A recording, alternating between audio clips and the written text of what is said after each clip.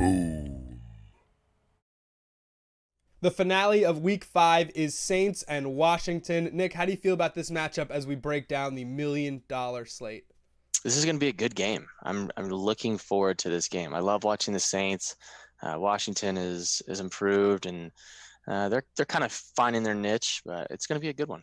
As you know, that's Nick Johnson, Big Play, Coach J, Daily Fantasy Insiders. I'm Rick. We're talking about the $1 million slate on Boom Fantasy. 8 questions, Sam, between you and 6 zeros. Big payday. So let's get right to it. Question 1 is the quarterback's most passing yards, Drew Brees or Alex Smith. I love Drew Brees, but Washington's coming off a bye. So do you think they're going to be able to pull some tricks out here? They might. They've been running the ball a lot this year. Yeah. They're leaning on Adrian Peterson in the ground game, Yeah. which I thought is a sentence I wouldn't say in 2018. One of the biggest surprise, I think, of the first quarter of the season. Yeah, I honestly thought with the speed that they have on the exterior that they would try and throw it a lot more than they have been. But they haven't been, and you got Drew Brees in the Dome at home, and I never bet against Drew Brees in New Orleans. So yeah, Drew Brees at home in the Dome, primetime. We're going to dunk on this one.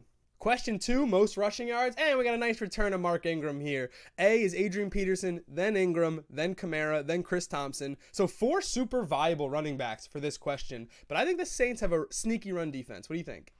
Yeah, the Saints' run defense is the best in the league right now as far as yards per carry is concerned. Never saw that coming either.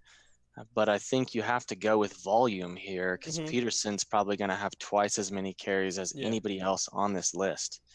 Ingram is coming back from suspension. They might run him a lot, but Kamara has looked elite so far this year. So I think he's going to increase his snap share from last year, which will naturally decrease Ingram's. I'm going Peterson here. I like Peterson on a volume play. I am worried about the Washington in a game script scenario at the Dome. You might have to lean on Alex Smith a little bit if this game gets out of hand. Judging by Edelman coming off PEDs and immediately being a factor in the offense, I think Ingram can instantly get back to his workload from 2017. But just because of Peterson's volume, I don't even think that's going to be enough. I do think Ingram will score. I'm like 15 carries, 83 yards, and a touchdown. I think Peterson can best that if he can stay in the game, if Washington can stay competitive. Question 3, most receiving yards, but no Michael Thomas. We've got Paul Richardson, Benjamin Watson, Ted Ginn, and Jamison Crowder. Do you like Crowder here? A pretty interesting D-bet. All of these are muy malo. Oh, these this question smells bad. Yeah, it smells disgusting. No, I don't think I do like Crowder here. We were high on Crowder at the beginning of the season, but he's just been bad, very bad so far this year. Can't seem to get open, not getting many targets. I think I'm probably going to go Paul Richardson here because of matchup. I'll go P-Rich here against a pretty bad Saints secondary that's let a lot of teams air it out on him.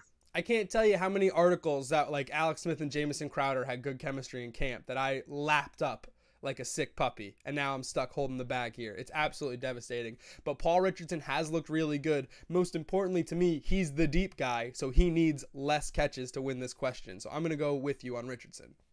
Question 4, most receptions. Still no Michael Thomas. We've got Cameron Meredith, though, Josh Doxson, Josh Hill, and Vernon Davis. So do you like a tight end here? No, these tight ends don't play at all. Like they hardly play any snaps. Yeah. I don't like the tight ends here. Cameron Meredith as an A bet is crazy because he has not played a whole lot. I do think his snap share is trending up. Still don't like Meredith in this one. It's, secondary for the Saints is much worse than the secondary for the Redskins. Also, the target volume is pretty spread out for the Saints right now. So I'm going to go with Doxson on this one. I don't think he sees a lot of volume, but game script should be there for the Redskins to chuck it a little bit in the second half.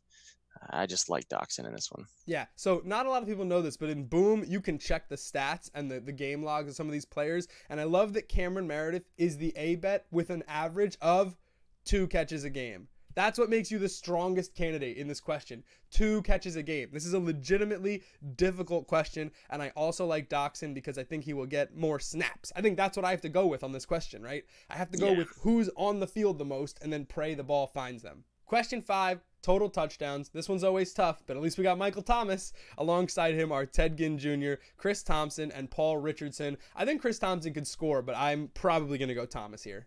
Yeah, if there's anything I've learned in 2018, it's that Michael Thomas is elite. Yeah, don't pick against him. There's no it. reason to pick against Michael Thomas in any sort of contest in which you are trying to be good. Pick Michael Thomas. Yeah, if I'm trying to win this question, I'm trying to pick the best player. For most of Boom questions, I'm trying to pick the best football player and then let the statistics fall where they may. But this one seems easy to me, as hard as it is. Yeah, it's easy. You know where we're at for the single game slates on question 6. It's most passing touchdowns or made field goals. We got Drew Brees, Alex Smith, Will Lutz, and Dustin Hopkins kicking for Washington. So do you like made field goals in the Dome here? This could be an edge. I don't. Neither of these teams kicks a lot of field goals. I'm going to go with Brees here. Again, don't pick against Brees in the Dome at home. He has been absolutely blazing so far this season. I like Brees at home. I'm okay with that. I do think when the Saints get close, that's when Taysom Hill comes in. That's when Mark Ingram's going to get his work. So I'm going to go Will Lutz. I think 2 can win this question for Will Lutz, or at least force a tie, and then 3 can put him over. And the way the Saints have been moving the ball, even though Washington had an extra week to prepare, the Saints offense at home is so elite. I think Will Lutz could get 3 kicks and win this question. Or you could go the other way and say the Saints passing defense is bad, but then the field shrinks and Dustin Hopkins could have a busy night. I could see that too. This one's a tough one. Lightning strikes twice in this contest. 2 more questions stand between you and $1 million. We need exact receiving yards. The first man up is Jordan Reed, who's surprisingly healthy through week 5 of the NFL season. So do you think he's going to last through this game, Nick? And what do you think his receiving total is going to be? It's so weird that the odds are probably not in his favor. Yeah, he could leave this game to come out of this game. You said lightning strikes twice. It struck Tyler Eifert last week. It's probably going to strike Jordan Reed this week. Not high on Reed, even if he does play this whole game. The Saints have been pretty good against tight ends this year. Well below average in yards per catch allowed to tight ends. Yeah. So I'm going like 35 for Reed here. I like that. They also haven't played like top tight ends for what it's worth. And I think Jordan Reed is a pretty active part of their offense. This average number actually kind of works for me. I'm going to go 49 yards. I think that's where he lives. I think he's a first down mover, but not a big play mover, not a breakaway athlete, the likes of Kittle or Kelsey or more athletic tight ends. He's a chain mover. He's a route runner. And I think he can get his, but within reason. 49. You telling me that Rhett Ellison is not an elite tight end? The last question.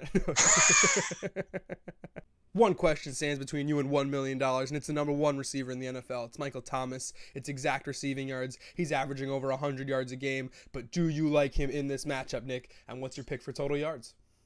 Like him, but don't love him. Okay. With getting Ingram back, I think the Saints might use Kamara as a slot receiver. You know, maybe send him in motion out of the backfield a little bit, spread the targets around a little bit more. So I'm thinking right at about 100 for Michael Thomas. I don't think this is one of his huge games that we're used to seeing this year, but I'm going to go right at 100. The reason Kamara and Michael Thomas were the number 1 players in fantasy is because they were the only players on their team touching the ball. Right? Exactly. So now you get Ingram back in the fold. It's going to siphon away from both of them just in terms of play calling because Ingram doesn't run pass routes. They're plays for Mark Ingram. So I'm the same boat, like not love. Do think Michael Thomas can get his, but it is dependent on how competitive Washington wants to make this game. If they don't, he's going to wind back. So I'm going to go with 114, which is right around the average because Michael Thomas has to eat, has to get his, can make big plays, can get first downs, is the number 1 receiver on this team. We've been duding on Cameron Meredith and Ted Ginn this whole time. And if so facto, that means Michael Thomas gets all the catches. That's it. Saints Washington Monday night, $1 million locked up. Nick, what does the model say about this game? Let's see. Model has the Saints winning 32-23. 32-23. That's a cover, baby. Pretty handily. Yeah. So we also like the Saints to cover. So that's $1 million, and then you can take that $1 million, put it on the Saints to win. We just made you $2 million. At least. That's it for us. We'll catch you for Thursday Night Football. Say goodnight, Nick. Good night, folks.